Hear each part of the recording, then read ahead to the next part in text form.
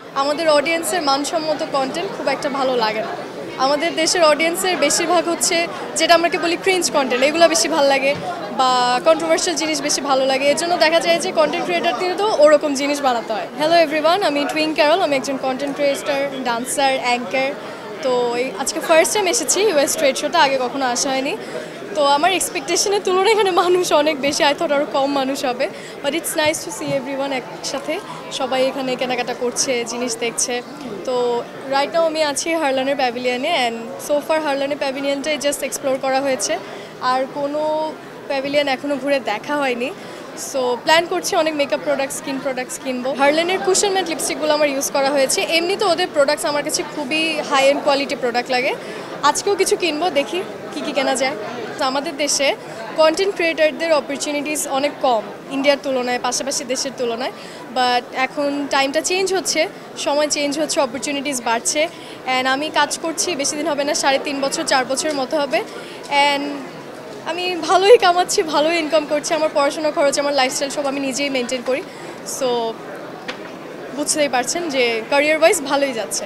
আমাদের অডিয়েন্সের মানসম্মত কন্টেন্ট খুব একটা ভালো লাগে না।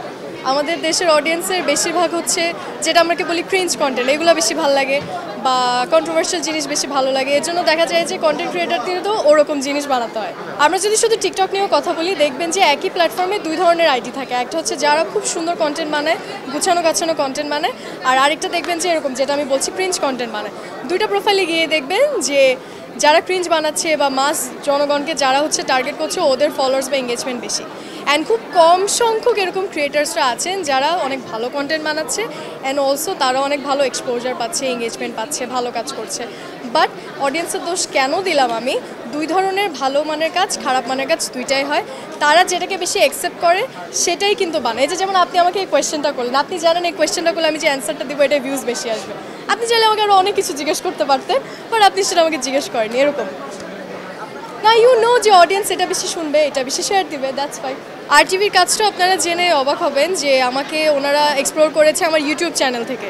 আমি ইউটিউবে ব্লগিং করতাম, অ্যান্ড কিছু কিছু ওই যে এরকম প্রশ্নোত্তরের মতো আমি কিছু ভিডিওস বানিয়েছি, ওখান থেকে ওনারা আমাকে পেয়েছেন। তারপর আমার অডিশন হলো, তারপরে আরটিভি হয়েছে। এখনও কমপ্লিটলি মিডিয়ার মানুষ হতে পারিনি, যেহেতু কন্টেন্ট ক্রিয়েশনও করছি, একসাথে দুইটা করে একটু টাফ হয়েছে। আর মিডিয়ার জার্নি, কন্টেন্ট ক্রিয়েশনের জার্নি দুইটা একদম ডিফারেন্ট, তো দুইটা ডিফারেন্ট ফিল্ড। তো দুইটা একসাথে তাল মেলানো একটু কষ্টকর হয়ে যায়। মানে হ্যাঁ, কিছু কাজ করেছি, আর আরও ভালো ভালো কাজ করার ইচ্ছা আছে, অ্যাক্টিং করার ইচ্ছা আছে। সো দেখা যাক।